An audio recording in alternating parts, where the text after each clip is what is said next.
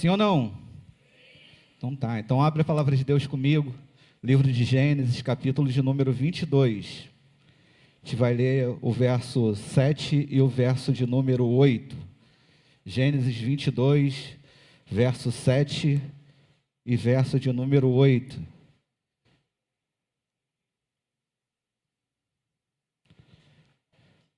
Glória a Jesus. Gênesis é fácil de achar.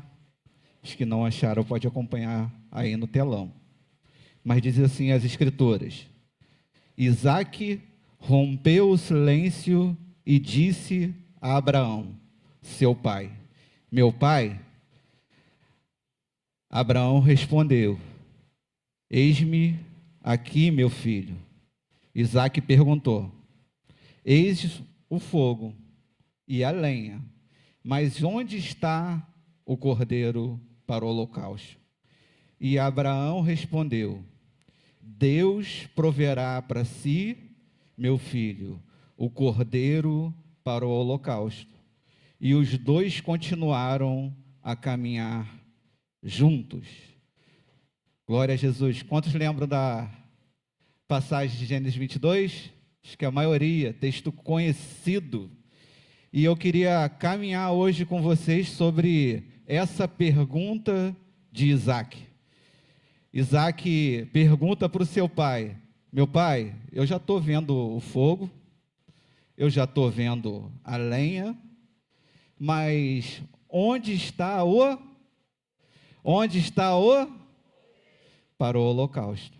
Então eu quero rapidamente hoje meditar com vocês sobre esta pergunta que ecoa desde Gênesis nas Escrituras: onde está o cordeiro?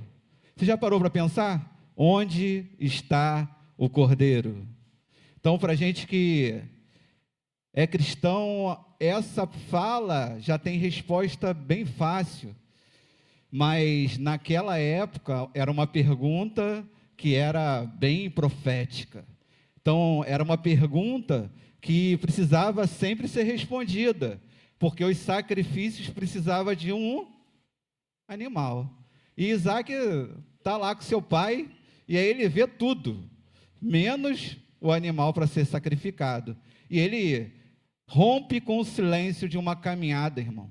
Ele está caminhando em direção ao altar para fazer um sacrifício, e ele deveria estar naquela jornada, e um momento ele se incomoda e, já não aguento mais, vou perguntar para o meu pai aqui, onde está o cordeiro, porque eu estou vendo que ele pegou tudo, e eu acho que ele esqueceu de trazer o cordeiro, né? E ele pergunta para o seu pai, e o pai dele responde para ele: Deus proverá para si o cordeiro.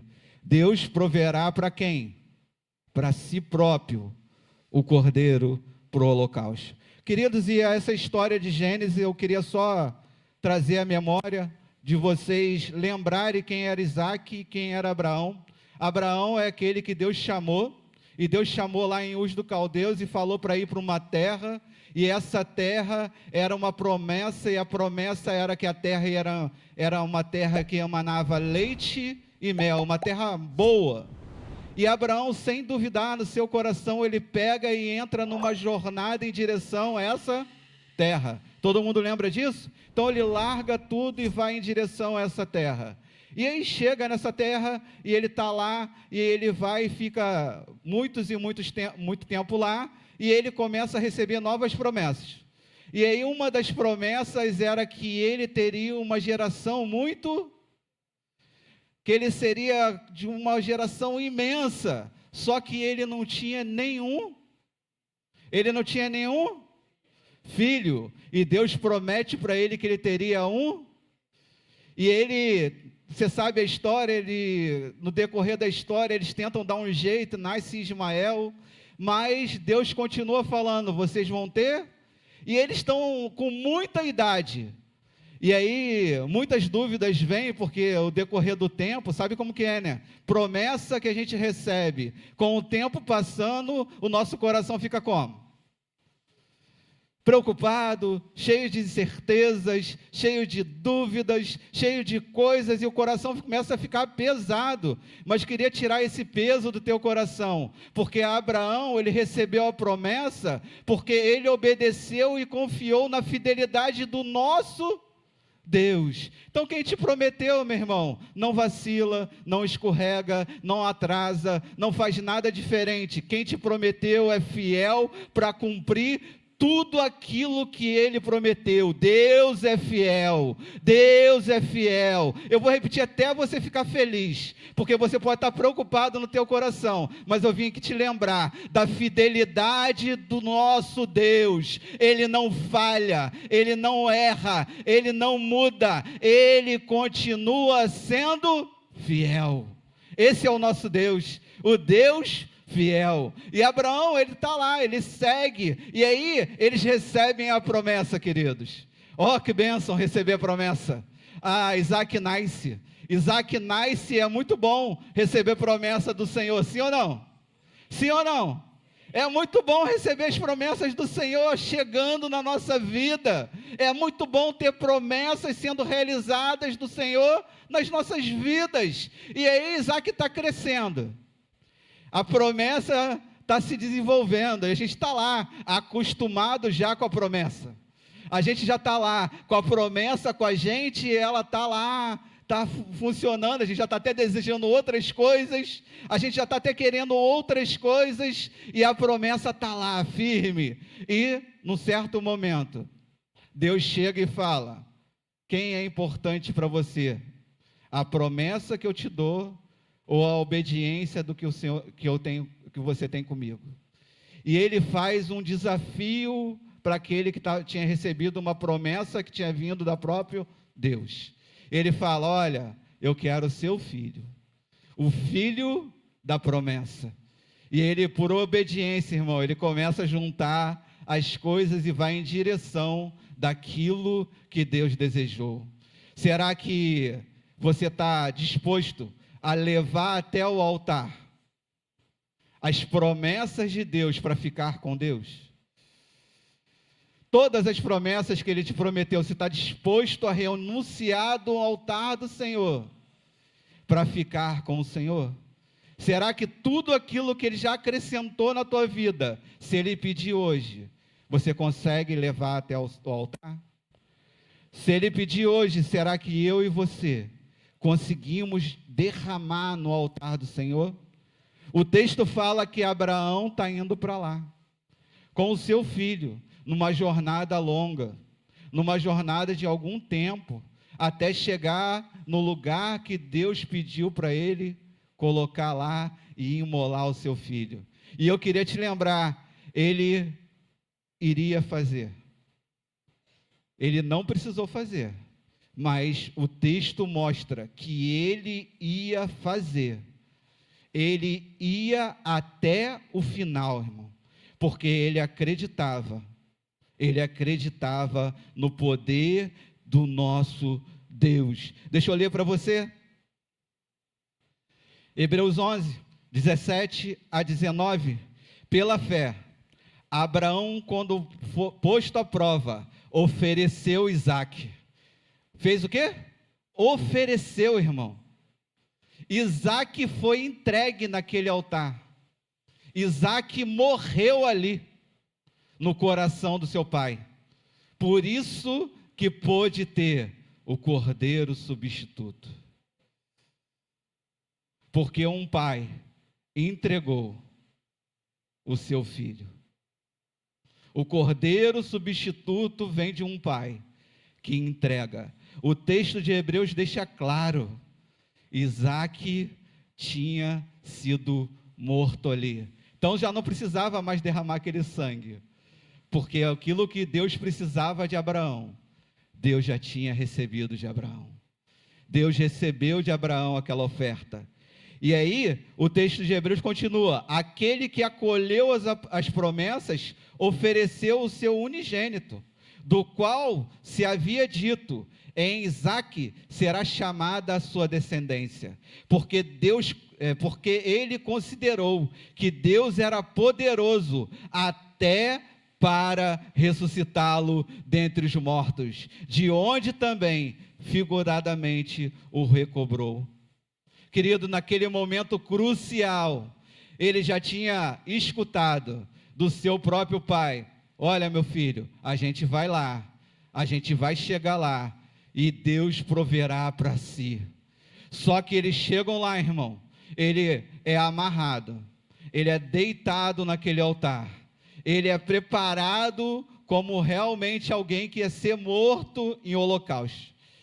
E aí, não dá tempo de fazer, mas o que acontece ali, irmão? Um grito do céu: Abrão, Abrão, Abrão, Abrão. Pode olhar do lado aí, o cordeiro substituto está aí. O cordeiro substituto.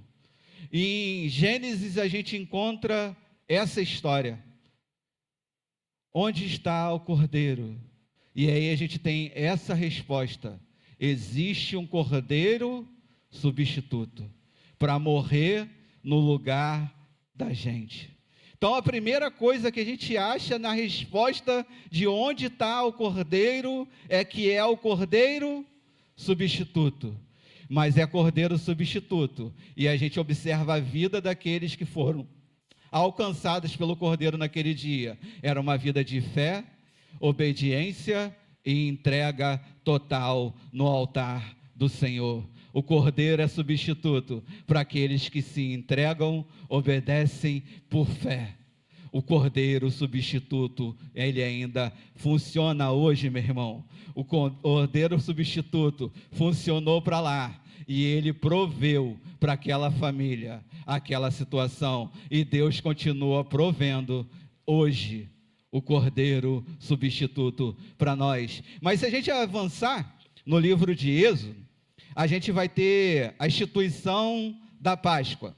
E aí eu não vou ler o texto, o texto é grande e o contexto é maior, e senão não consigo chegar no final. Mas todo mundo conhece que teve as pragas no Egito, o povo estava escravizado e Deus manda essas pragas. E uma dessas pragas era a morte dos... Então todo primogênito ia morrer debaixo dessas pragas. Só que Deus dá uma orientação para o seu povo.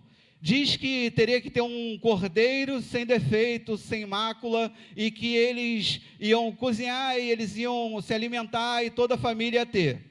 E, além disso, eles precisavam pegar desse cordeiro e passar nos umbrais da porta o sangue desse cordeiro, que era um sinal e uma marca, para que quando o anjo da morte viesse visitar todos que tinham a marca do sangue, eles não eram afetados por aquilo que ia acontecer, que era a morte de todos os primogênitos de todas as famílias. Então, ali é algo que está acontecendo e vem o juízo de Deus sobre o lugar.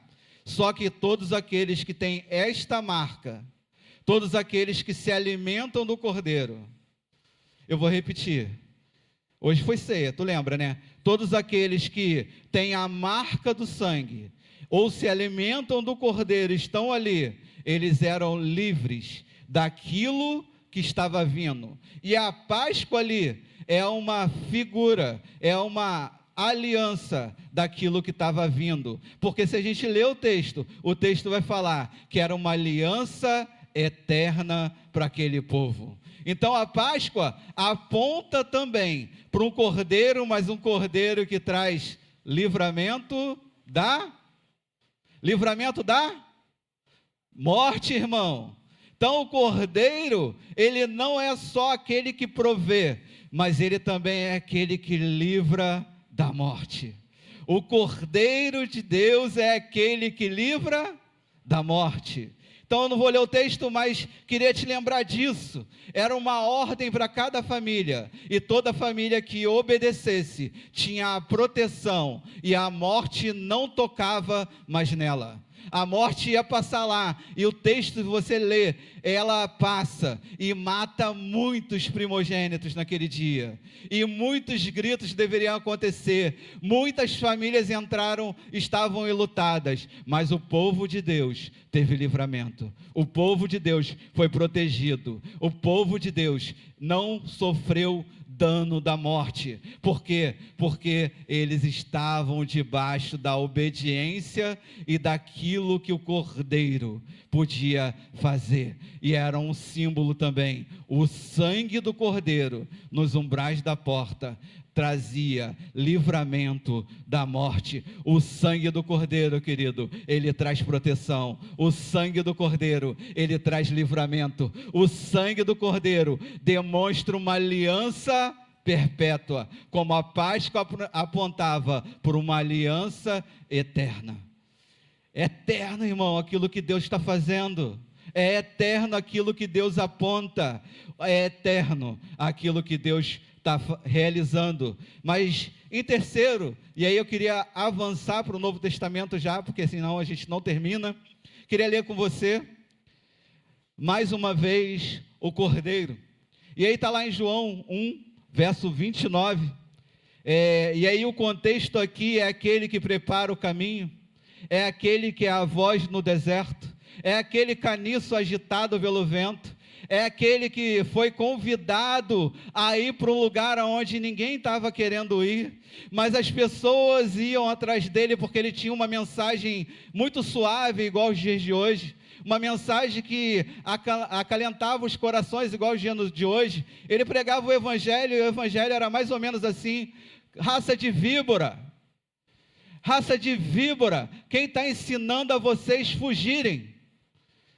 Entende? Então a mensagem de João era uma mensagem agradável aos ouvidos, mas ele estava cheio de gente indo para o deserto ouvir essa mensagem, porque a mensagem trazia salvação, a mensagem trazia cura aos corações, e não tinha a ver com você vai receber. Não, João, quando passava lá a esposa a amante, sei lá o que ela era, ele falava: o juízo vai vir, vocês estão cometendo adultério, vocês estão fazendo coisas erradas. João era aquele, irmão, aquele homem que comia gafanhoto e mel silvestre, se vestia de pelos, é aquele homem. E aí ele batizava, e ele fala: eu batizo para arrependimento. E a gente conhece ele exatamente por aquilo que ele realizava, porque era João o Batista, porque batizava. E aí ele está lá no deserto, e aí ele está fazendo lá aquilo que ele faz, e as pessoas vinham para João para ser batizada. Esse é o contexto da história de João ali, resumida do resumo, né? E aí, em 1:29, diz assim: e no dia seguinte, João viu Jesus. No dia seguinte, João viu quem? Quem João viu, irmão? Jesus. E aí Jesus está chegando, e João, ele muda a mensagem? Ele não muda a mensagem. Ele muda a mensagem? Não muda a mensagem. E aí ele olha para Jesus e fala assim, Jesus aproximando dele, ele disse: eis o Cordeiro de Deus, que tira o pecado do mundo. Eis o Cordeiro de Deus, que tira... Eis o Cordeiro de Deus, que tira... Mudou toda a mensagem, irmão. Porque agora João está olhando e não está vendo o pecado mais das pessoas, mas está vendo aquele que remove de vez o pecado das pessoas. E ele vai usar um símbolo, e esse símbolo ele é o Cordeiro. Ele é o Cordeiro de Deus. Queria ler mais um trecho de João com vocês. Está lá no livro de Mateus, capítulo 3, verso 11, que diz assim: eu, na verdade, batizo vocês com água para o arrependimento. Então João está contando: olha, eu faço isso, eu batizo com água para arrependimento. Mas aquele que vem depois de mim é mais poderoso do que eu, cujas sandálias não sou digno de levar. Ele os batizará com o Espírito Santo e com fogo. Jesus, querido, no começo do texto ele já fala, olha, esse é o Cordeiro de Deus, ele tira o pecado, ele tira, ele remove, ele já não é mais uma sombra, como naqueles textos que a gente estava lendo, ele agora remove de vez, porque de ano em ano, queridos, era necessário fazer sacrifício, de dias a dias era necessário, e era provisório, era temporário aquilo que era feito, o sangue daqueles animais cobria por um tempo, mas o sangue do Cordeiro de Deus, de uma vez por toda, uma única vez, é suficiente, por tantos e tantos tempos, que for necessário, até que ele venha. O sangue do Cordeiro de Deus, meu irmão, é suficiente para remover o poder do pecado, da influência do pecado sobre mim e sobre você. É o sangue derramado do Cordeiro de Deus que tira o pecado do mundo. E aí, a todos aqueles que aceitam esse sangue derramado, confessam que ele realmente é o Cordeiro de Deus, aí o texto está começando a ampliar. Por quê? Porque o texto está falando de batismo, então todos aqueles que recebem ao Senhor, eles são batizados. Todo mundo que aceita o Senhor, um momento dele vai chegar de ser batizado, e esse batismo é uma confissão pública, demonstração de arrependimento.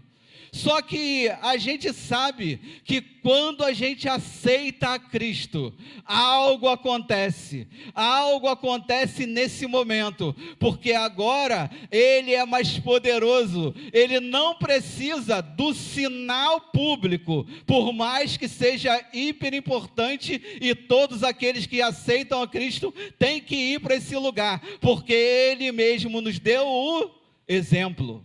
Beleza? Tudo bem?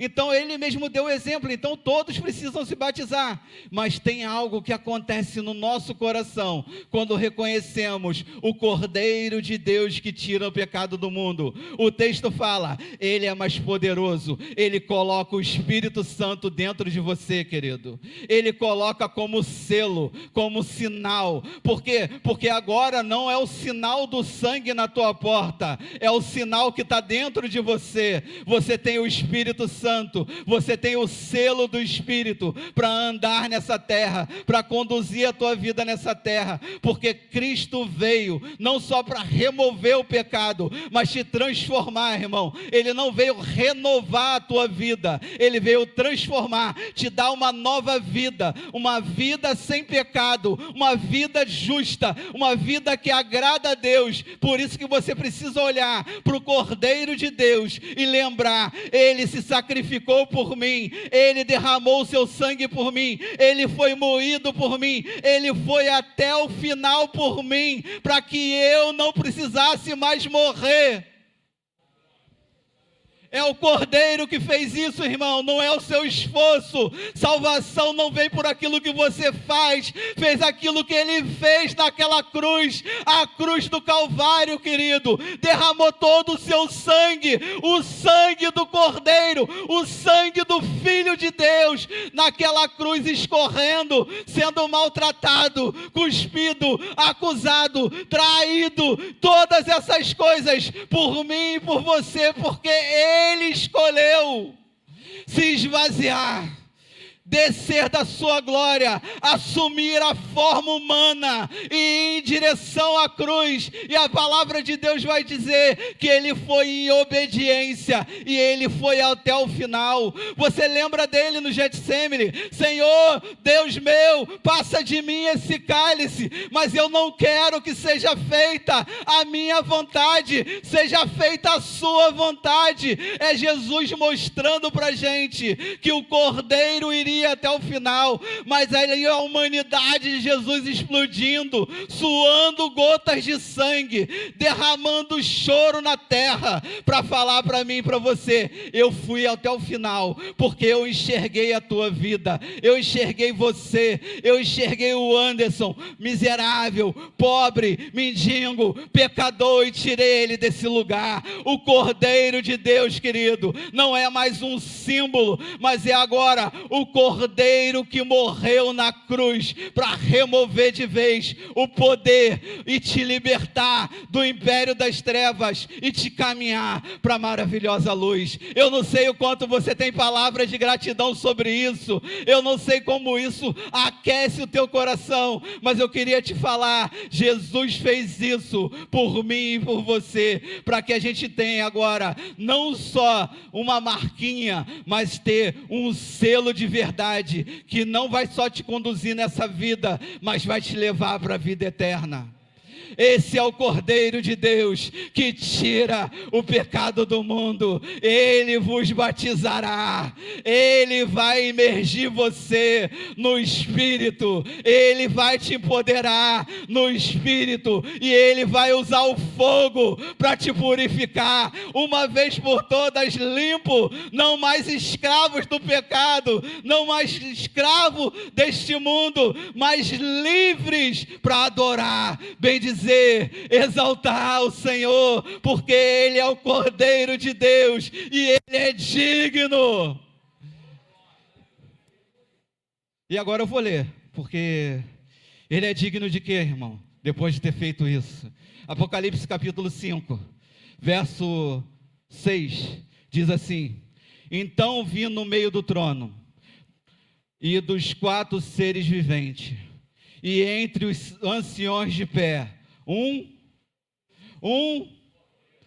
mas a gente acabou de ler, o Cordeiro estava aqui na vista de João, mas a gente lembra que o Cordeiro morreu, ele derramou o seu sangue, ele derramou todo o seu sangue, para remover do poder do pecado, mas ele não ficou morto, ele está vivo, ele não está morto, ele está vivo. Ele não está morto, ele está vivo, ele está sondando o meu e seu coração, ele está vivo, irmão. E agora, o contexto de Apocalipse é João recebendo o convite para ver as coisas que em breve iriam acontecer. Isso é Apocalipse 5, 4 e 5. João, em breve, ele tem convite para o céu, e aí ele está na sala mais poderosa do mundo. Ele está na sala mais incrível do mundo. Eu queria estar lá, queria visitar aquela sala, a sala que tem mais barulho, que tem mais, é a sala, irmão, é a sala do trono de Deus, é a sala que só os lavados, é a sala só daqueles que creem, é a sala que só daqueles que foram lavados e remidos nesse sangue vão poder visitar. É a sala do trono de Deus. E aí João vê o Cordeiro, e aí o texto vai falar como tinha sido morto. Tinha sido, irmão. João coloca o Cordeiro como no passado, não está mais morto. João já explica: ele tinha sido, mas agora eu estou vendo, ele está vivo. Agora eu estou enxergando e ele está aqui, em pé, eu estou vendo, é o Cordeiro. É ele, é aquele mesmo, é ele, o Cordeiro, ele está vivo, e aí ele descreve o Cordeiro, ele tinha 7 chifres, bem com 7 olhos, e são 7 Espíritos de Deus enviados sobre toda, meu irmão, você não está entendendo, você lembra que João Batista falou? Olha, ele vos batizará com o Espírito Santo. Aí agora você está lendo e vendo o Cordeiro no céu, e aí o Cordeiro está no céu vivo, e aí ele tem os 7 espíritos, ele tem os 7 chifres, ele é aquele que tinha sido morto, mas está vivo, mas ele tem os 7 espíritos para enviar sobre toda terra, irmão. Então por que você ainda está com medo de receber o poder do Espírito Santo? Porque você ainda está com medo de receber aquele que pode derramar sobre toda a terra o Espírito Santo. Esse dia vai ser pleno, irmão, porque eu creio que o poder do Espírito vai aumentar. O poder do Espírito vai aumentar até o final, porque a igreja vai se tornar gloriosa. Os filhos de Deus vão ser cheios. É uma igreja plena, que se santifica, que busca o Senhor, que ora, que jejua, que vai em direção, não por aquilo que quer receber, mas por obediência e amor, porque já estão compradas no sangue do Cordeiro, e Ele está derramando do teu espírito todo dia. E aí às vezes a gente fica preso a uma experiência, uma única. Ele está aí, se manifestando todos os dias. Hoje estou esperando um culto especial para ter experiências com esse Deus. Eu queria te lembrar, irmão, a gente pode ter experiências com Deus numa reunião tão bonita como essa, mas a gente pode ter experiências com Deus dirigindo um carro, tomando um banho, lavando uma louça. Deus, Ele não só está nesse ambiente, Deus está derramando o seu Espírito sobre toda a terra, até que ela seja cheia da sua glória. Então você está varrendo a tua casa, você está levando seus filhos na escola, não se limite a receber desse poder, não fique temerosos com aquilo que vão pensar de você. Seja cheio do poder de Deus, para testemunhar desse Deus, aquele que te comprou.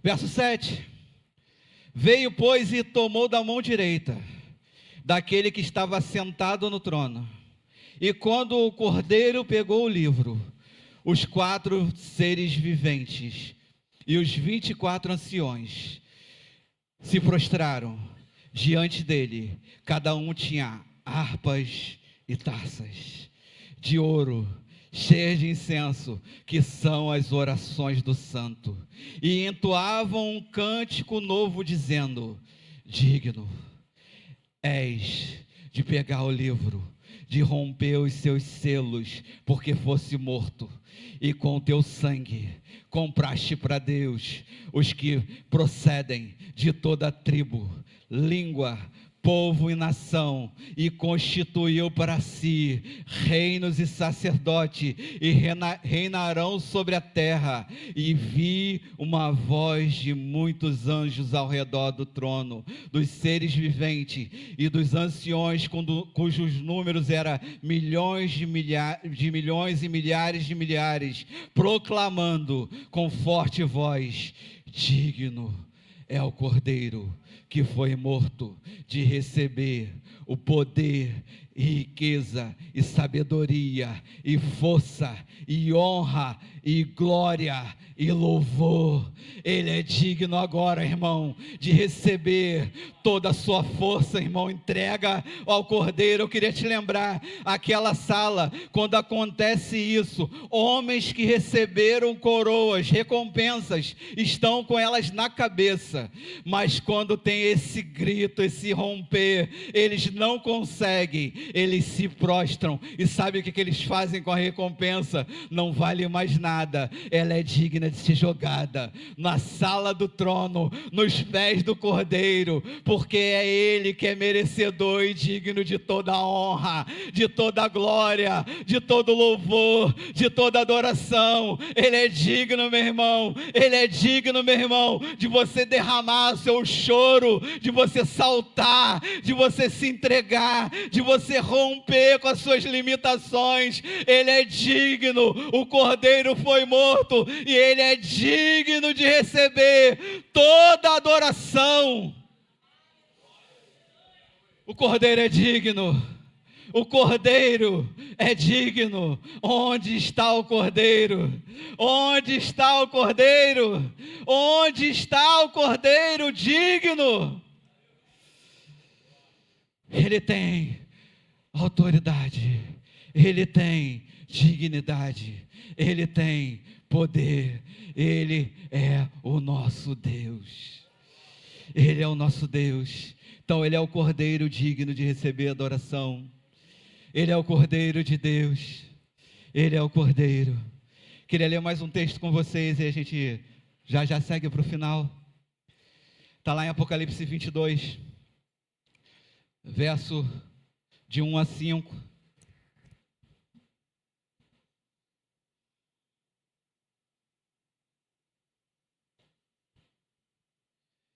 Então o anjo me mostrou o rio da água viva, da vida, brilhante como cristal, que saía do trono de Deus e do Cordeiro. Vou repetir. Então o anjo me mostrou um rio da água viva, da vida, brilhante como cristal, que saía do trono de Deus e do Cordeiro. Do trono de Deus e do trono do... O Cordeiro está onde, irmão? Sentado no trono. O Cordeiro digno está sentado no trono. O Cordeiro está sentado no trono do governo do mundo. O Cordeiro de Deus vivo está sentado no trono. E aí, o texto está mostrando que do trono sai águas. E aí eu queria te lembrar que o Evangelho, lá nos Evangelhos, fala que todos aqueles que recebem Jesus, do seu interior, fluirão. Do seu e do meu interior, fluirão rios de água. Da onde sai essa água que flui do seu interior? Da onde? Não é da sua capacidade, meu irmão. Não é daquilo que tu tão incrível do teu conhecimento. É do Cordeiro. É daquilo que Ele colocou dentro de você. É o Cordeiro, meu irmão, que realiza o querer, o efetuar. Nem para adorá-lo a gente consegue. Se Ele não manda o Espírito, a gente não conseguiria abrir uma palavra. A gente só consegue adorar porque Ele veio morar dentro de nós. Porque Ele falou que quando Ele viesse, Ele não só trazia consolo, não só guiaria a toda a verdade, mas nos levaria a adorar aquele que está sentado no alto trono. O Cordeiro está sentado no trono e está fluindo águas, rios de água viva desse trono, e que está fluindo de você essa água da vida, essa água que mata a sede, e você não precisa ter sede, e ela só não mata a sua sede, mas ela pode ser oferecida ao sedento, ao perdido. Essa água está disponível, está fluindo de você, porque o Espírito está aí, dentro de você, do teu interior, meu irmão, do meu interior, fluirão rios de água viva. Só que Ele está agora, não só sentado no trono, mas o texto vai falar que está no meio de uma praça, no meio de uma cidade, e tem um rio nessa praça que está jorrando de lá. E aí, no meio da praça, de um lado e do outro do rio, está a árvore da vida. Está a árvore da vida. E ela produz frutos, 12. Um para cada mês do ano, para a gente entender, né? E ela dá os seus frutos mês a mês.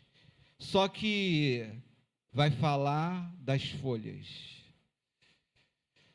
E aí os antigos gostavam muito de usar folhas para fazer chá, porque o chá trazia cura, remédio. E o texto vai falar que as folhas dessa árvore são para a cura de todos os povos. Meu irmão, do teu interior está fluindo água, mas essa água, ela não está só fluindo do trono, ela está passando pela árvore da vida. Eu vou ilustrar. Ela está fazendo um chá e trazendo para a terra para curar todos os povos já. Isso é uma figura que vai acontecer em breve, irmão. Mas já está acontecendo hoje, porque do teu interior está fluindo hoje. Então você já tem remédio. Você já pode ser o bom samaritano. Você já pode aquele que gasta a tua vida para que outros sejam curados. Não seja como o levita. Não seja como aquele sacerdote que larga à beira do caminho. Já começa a usar do rio que flui, que já está vindo remédio para curar todos os povos. Curar todos os povos. E aí a gente sabe que no futuro, e aí eu vou ler o futuro.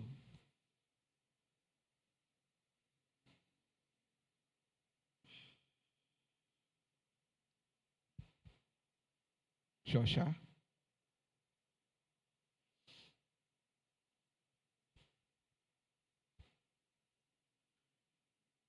Então vamos lá.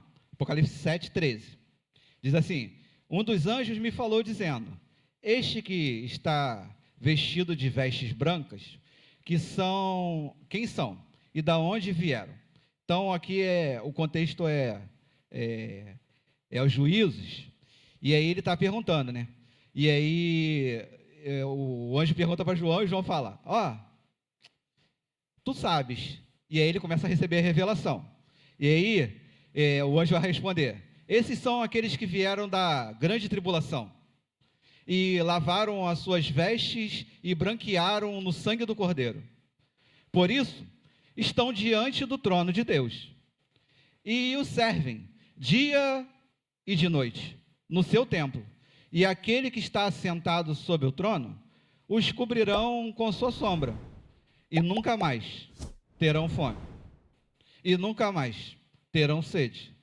Nem o sol, nem sol, nem calor algum cairá sobre eles, porque o Cordeiro, que está no meio do trono, os apacentará, e os seguirá e servirá como guia para as fontes das águas, que Deus limpará dos seus olhos toda lágrima. Não chorar mais, não ter mais fome, não ter mais sede, não ficar mais queimadinho do sol. Nada, porque nada vai acontecer mais com aquele corpo glorioso que eu e você vai receber. Porque o sangue do Cordeiro. E o texto está falando, eles vieram, mas eles vieram de grande tribulação. Eles vieram do período da grande tribulação. E aí, eles não só estavam num período de grande tribulação. O problema é que a gente está preocupado com a grande tribulação, né?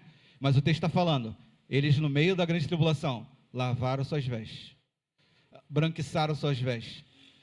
Mas é um período terrível, é um período de trevas, é um período que a maldade vai se multiplicar. Mas os crentes estão lavando as suas vestes, estão purificando as suas vestes, estão lavando no sangue do Cordeiro, estão confiando no sangue do Cordeiro. Então pode se levantar o que quiser, irmão.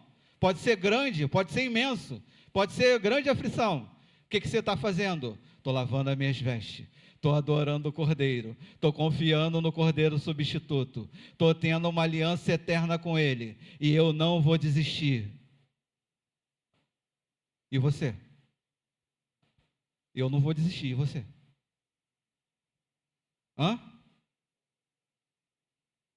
Você vai desistir, sim ou não? Pode vir grande tribulação, pode vir grande dificuldade, pode vir momentos de perda, de luto, de dor, pode vir momentos de pedir todas as suas promessas que você já recebeu, pode vir qualquer coisa, tu está continuando confiando em fé e obediência no sangue do Cordeiro, esperando promessas superiores. Lembra, a gente começou com Abraão. A Bíblia fala que Abraão peregrinou naquela terra, com quem que olha para o alto, buscando não uma terra, mas a cidade, onde Deus é o arquiteto e construtor. Abraão olhava para o céu todos os dias, quando é que essa cidade vai descer? Quando é que a nova Jerusalém vai se tornar realidade aqui na terra? Abraão estava com seus olhos fixos no céu, esperando promessas superiores. Então, se a gente tem promessas superiores, o que são as promessas terrenas? Se os meus olhos estão no autor e consumador da nossa fé, o que são esses momentos passageiros? Paulo vai ilustrar: posso passar por tribulação, posso passar por luta, posso passar por dificuldade, posso passar por isso, posso passar por aquilo, posso sentir fome, mas posso ter promessas grandes, posso ter abundância, posso ter cura, posso ter tudo isso, mas eu não posso perder a Cristo. Eu não posso desistir no meio do caminho. Eu não posso olhar para a minha vida e desistir, porque eu tenho promessas superiores. Onde está o Cordeiro, irmão? Onde está o Cordeiro na sua vida? Onde está o Cordeiro? Você já olhou? Você já quebrou esse silêncio? Isaac quebra o silêncio. E ele pergunta: onde está o Cordeiro? Meu pai, onde está o Cordeiro? Eu queria te lembrar, o Cordeiro está no lugar de dignidade, no lugar do trono, recebendo a adoração, mas ele também, na pessoa do Espírito, está aqui. O Cordeiro de Deus, ele veio para habitar comigo e com você. O nome dele é Emanuel, o Deus conosco, o Deus presente. O nome dele é Emanuel.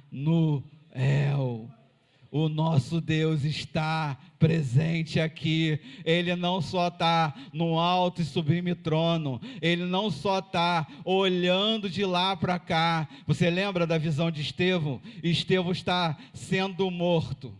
Irmão, era muita pedrada. Irmão, ele está lá se desfalecendo já. Podia ter uma palavra de murmuração na sua boca, e ele está falando para aquelas pessoas em direção a Deus, exercendo o sacerdócio. Eles não sabem o que estão fazendo, e quando ele leva os seus olhos, ele vê o Cordeiro em pé, o esperando. O Cordeiro de Deus em pé no céu, irmão, o esperando. E aí ele pode olhar para aquelas pedras. O que são essas pedras? O que é a morte se eu tenho o selo do Cordeiro? O que é a morte se eu já fui liberto do pecado? O que é a morte? Ela só é a ponte de me fazer encontrar com aquilo que eu mais desejo, que é olhar a face do Cordeiro e ver a sua glória. O Cordeiro, ele está no trono, e Apocalipse 22 vai dizer: bem-aventurado é aqueles que lavaram as suas vestes no sangue do Cordeiro, porque terão direito de comer da árvore da vida, para que possam entrar na cidade pelas portas, porque ele abriu, meu irmão, um novo e vivo caminho. É o Cordeiro que abriu.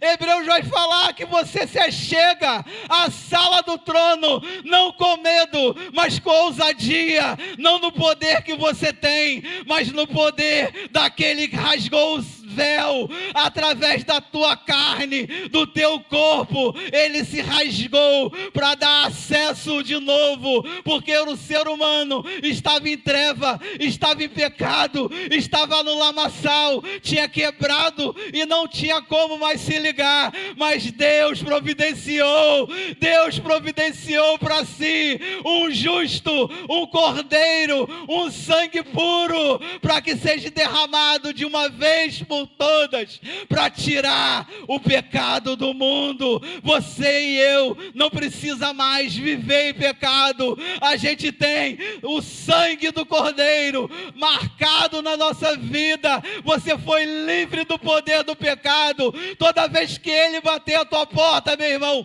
rejeite, vai em direção ao trono de Deus. O autor de Hebreus vai dizer que esse trono, ele está embaixo base de justiça, mas ele também está em base em misericórdia. Toda vez que você chega lá, toda vez que eu chegar lá, tem misericórdia para a gente, tem misericórdia para todos aqueles que se arrependem. Ele é o Cordeiro de Deus, ele já esteve aqui na terra, ele agora, ele morreu, ele ressuscitou, ele se assentou no alto e sublime trono, e ele agora está governando todas as coisas. O Cordeiro não perdeu o controle, e ele fala que você é bem-aventurado, porque você lavou as suas vestes no sangue do Cordeiro, e ele é o Cordeiro que tirou todo o pecado do mundo. É o nosso Deus, irmão, providenciando para si. O Jeová Jirê, o Deus da providência, providenciou, porque o sangue de bode, sangue de carneiro, sangue de bicho, não tinha como fazer isso, mas o sangue do Filho de Deus, o sangue de Jesus, o sangue do Cordeiro, o sangue do nosso Deus, abriu esse caminho. Então eu e você, a gente pode confiar, como Abraão, em obediência, como Abraão, em obediência ao altar de Deus, e como Abraão, sacrificar qualquer tipo de promessa, qualquer coisa que venha, porque as promessas em Deus são superiores, e a gente pode olhar e saber que somos selados pelo Espírito, tem o selo, a marca da promessa sobre você. E aí, quando você está selado, perdoado, livre do pecado, agora você pode chegar diante dele e adorá-lo. Digno és de receber força, adoração, louvor, honra e glória, não só hoje, mas para todo sempre. E o texto vai falar que eles faziam isso, querido, dia e noite, sem cessar, rendendo adoração. Se você pudesse ouvir, eu pudesse ouvir o ecoar da sala do trono, sabe o que está acontecendo lá agora? É coroa caindo no chão, é lágrimas de adoração, é alegria de adoração, e o Cordeiro está lá recebendo, porque ele é digno de receber toda adoração. Só, querido, que ele não fez só isso, ele fez isso eternamente. Então o trono do Cordeiro também apronta para um trono que vai ser eterno. O Cordeiro não perde o governo. Então eu não posso, querido, não só saber que ele derramou o seu sangue e ele me salvou, eu preciso de verdade entregar a minha vida para que ele seja Senhor. Ele precisa governar. Ele precisa governar a minha e a tua vida. Você sabe aonde o Cordeiro está? Você sabe? O Cordeiro de Deus, ele está vivo. O sangue do Cordeiro continua suficiente. O sangue do Cordeiro é o sangue que tira o pecado do mundo. É o sangue, meu irmão. É o Cordeiro de Deus. É o Cordeiro de Deus que abriu esse novo e vivo caminho.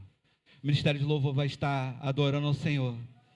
Enquanto isso, você pensa se você consegue responder aonde está o Cordeiro de Deus para você.